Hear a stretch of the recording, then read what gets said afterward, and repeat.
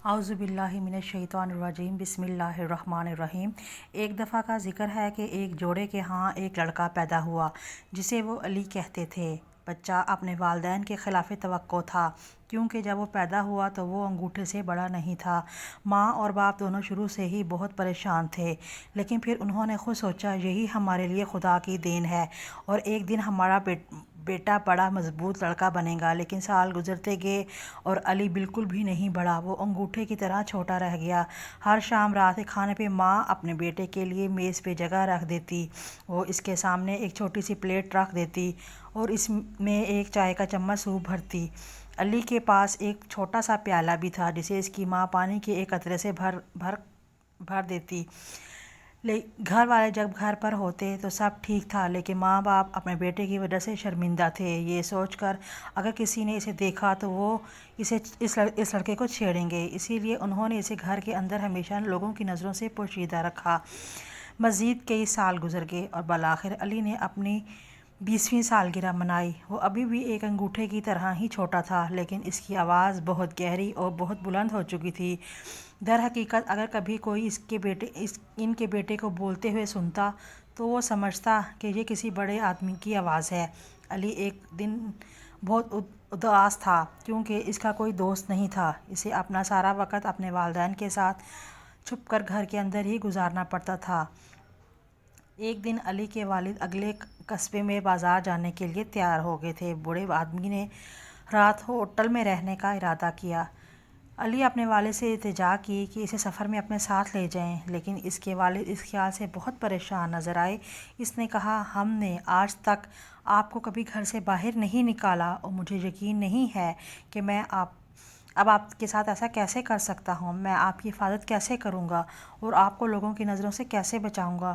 یہ آسان تھا، لیکن علی نے اپنی گہری اور تیز آواز میں کہا، آپ مجھے اپنی جیب میں ڈال کر لے جائیں، کوئی نہیں جان سکے گا کہ میں یہاں ہوں۔ آپ مجھے آپ کپڑے میں تھوڑا سا سوراخ کر سکتے ہیں تاکہ میں سانس لے سکوں اور میں دیکھ سکوں کہ کیا ہو رہا ہے، دنیا کے تمام نظاروں سے لطف اندوز ہو سکوں۔ علی کے والد نے محسوس کیا علی گھر سے نکلنے کے خیال سے کتنا پرجوش تھا، اس وجہ سے اس نے اپنے اکلوتے بیٹے کو نہ کہنا ممکن نہ پایا۔ بوڑھے آدمی نے اپنی قمیض کی جیب میں ایک بہت چھوٹا سا سوراخ کیا اور علی کو اندر چڑھانے میں مدد کی۔ ماں نے سفر کے لیے تھیلے حوالے کیے اور دونوں کو بوسہ دیا اور ان کے لیے نیک خواہشات کا اظہار کیا۔ پھر علی اور اس کے والد پڑوسی شہر کے بازار کی طرف روانہ ہوئے۔ سارا دن سفر کرنے کے بعد علی اور اس کے والد سڑک کے کنارے ہوٹل پہ پہنچے۔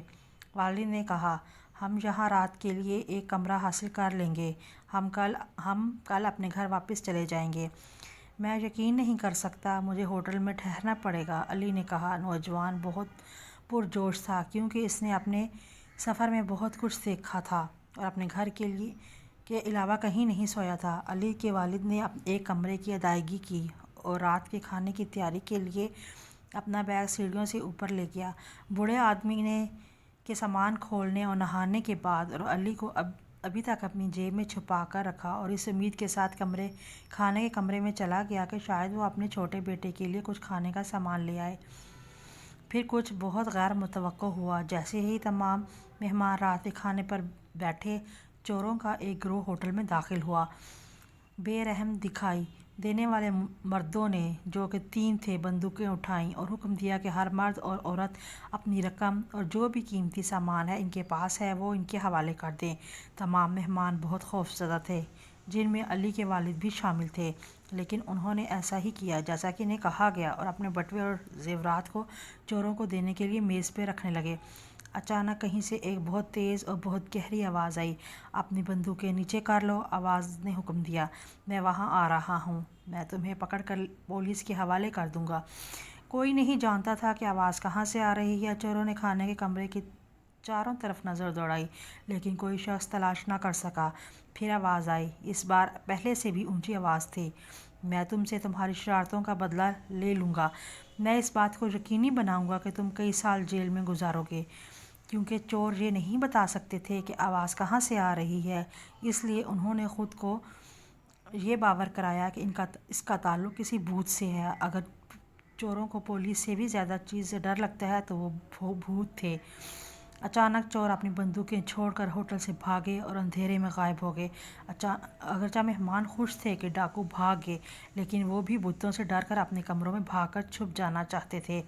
फिक्र ना करो, अली के वालिद ने कहा, ये कोई भूत नहीं जो बात कर रहा है, ये मेरा बेटा है। इसके साथ ही बूढ़े आदमी ने अपनी जेब में हाथ डाला ताकि अली इनके हाथ पर चढ़ जाए। फिर इसने अली को आहिस्ता से मेज़ पे बिठाया ताकि तमाम मेहमान हेलो कर सकें। मुझे यकीन है कि डाकू वापस नहीं आएंगे, अली ने अपनी गहरी तेज़ आवाज़ में कहा। इनके चेहरे पर इनकी तमाम हमजोइयों की वजह से एक बड़ी मुस्कुराहट थी। मेहमान एक ऐसे लड़के से मिलने के लिए बहुत हैरान थे जो अंगूठे से बड़ा नहीं था, लेकिन सबसे बढ़कर वो सब अली के बहुत शुक्रगुजार थे। उन्होंने चोरों से बचा लिया और उनका शुक्रिया अदा किया, उनसे हाथ मिलाया। इनके वालिद से कहा, इतना बहादुर बेटा मिलने पर कितना फ़ख्र होगा। सुबह जब वो बाज़ार के लिए होटल से निकले तो अली के वालिद ने अपने छोटे बेटे को जेब से निकालकर अपने कंधे पर बिठा लिया। सारी सुबह बाज़ार में और फिर घर जाते हुए बूढ़े आदमी को राहगीरों से अली का तारुफ करवाने के लिए कई बार रुकना पड़ा। इसने बहुत फ़ख्र महसूस किया और सबको बताया किस तरह इनके बेटे ने चोरों से इनको बचाया। इस शाम जब बाप बेटा घर पहुंचे तो अली की माँ बहुत परेशान नज़र आई। अली इनके शोहर के कंधे में बैठा हुआ था। क्या हो गया है, कोई इसको देख लेगा, इसने अपने शोहर से पूछा। लेकिन बूढ़ा आदमी मुस्कुराया और अपनी बीवी को समझाया इन दोनों ने होटल में किस महमजोही का तजर्बा किया था और अली ने किस तरह सबको बचाया और चोरों को डराया था। अपने बेटे से शर्मिंदा होना बहुत बड़ी गलती हुई है। हमें कई सालों तक इसे अपने घर छुपा कर नहीं रखा।